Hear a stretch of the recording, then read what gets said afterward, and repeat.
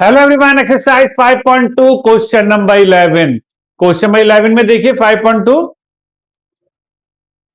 Which term of the AP, एक AP है, इसकी कौन सी term will be 132 more than its 54th term. यानी जो एपी आपकी गिवन है, इसकी कौन सी टर्म 54 टर्म से 132 ज्यादा है, मोर है। मोर मीन्स प्लस। वो एपी क्या है देख लेते हैं। 3, 15, 27, 39, डॉट डॉट डॉट। ये क्या है, इसकी कौन सी टर्म, फिर टर्म आगे how many term, which term, है ना। ये हमें जो फाइंड करना है, तो ये बात तो एकदम क्लियर हो गई कि हमें स्मॉल एन की वैल्यू फाइंड करनी है। लेकिन अब क्वेश्चन को फिर से रीड करते हैं। ये कह रहा है कि कौन सी टर्म, हमने कहा लेट एन टर्म, कौन सी टर्म, एनएट टर्म, कौन सी टर्म, एनएट टर्म। इसकी एनएट टर्म जो है, और इससे आगे क्या कह रहा है कि 132 more then 54 terms, 132 more then 54 term, यानी 54 टर्म से 132 मोर होगी। क्या कहा इसने कि इसकी कौन सी टर्म 132 मोर, मोर मीन प्लस हो गई किससे, 54। तो कौन सी टर्म इसने कहा है, तो हमने उस टर्म को एनएट टर्म मान लिया। कौन सी टर्म मान ली, एनएथ टर्म, एन के ऊपर टीएच, और एनएट टर्म को का सिंबल होता है एन। ठीक है, ये हमें दिया हुआ है अकॉर्डिंग टू क्वेश्चन जो हमने करा है। अब यहां देखिए, यहां से तो A3 है आपके पास, और D कितना है, A2 माइनस A1। यही तो होता है आपका A1 A2। यस, तो D हो गया A2 minus A1, no problem. Find क्या करना है, टर्म, कौन सी term, means small n find करना है।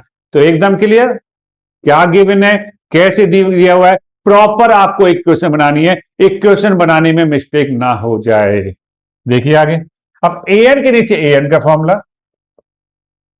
तो ये तो कोई फॉर्मूला है ही, आपको पता ही है, बट फॉर्मूला फिर यही अप्लाई करेंगे यहां पर, बट एन के प्लेस 54 लिखेंगे। देखिए ए प्लस 54 माइनस 1 डी, ये आ गया, ये वाला फॉर्मूला ये आ गया, प्लस 132। इसमें तो कोई प्रॉब्लम है ही नहीं। चलिए, अब जब ए इधर आएगा तो ये तो कैंसिल हो ही जाएगा, तो इसे क्यों परेशान करना। और इस डी के प्लेस पर डी की वैल्यू 53, फिर डी के प्लेस पर डी की वैल्यू, ये रहा डी। ध्यान से कीजिएगा, कोई जल्दबाजी नहीं।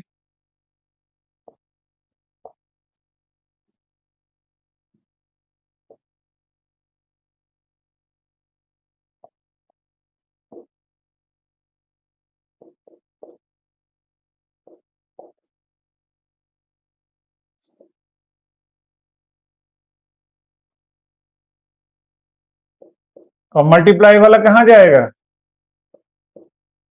डिवाइड में जाएगा,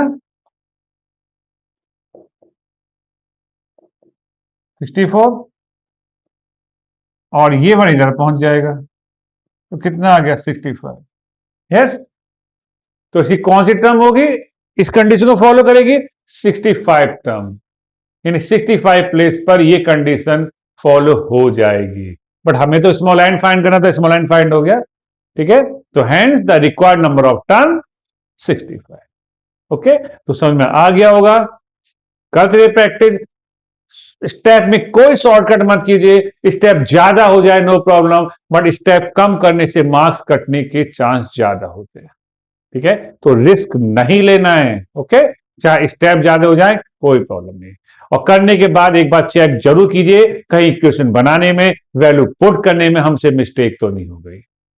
यस, तो maths needs a practice. Thank you.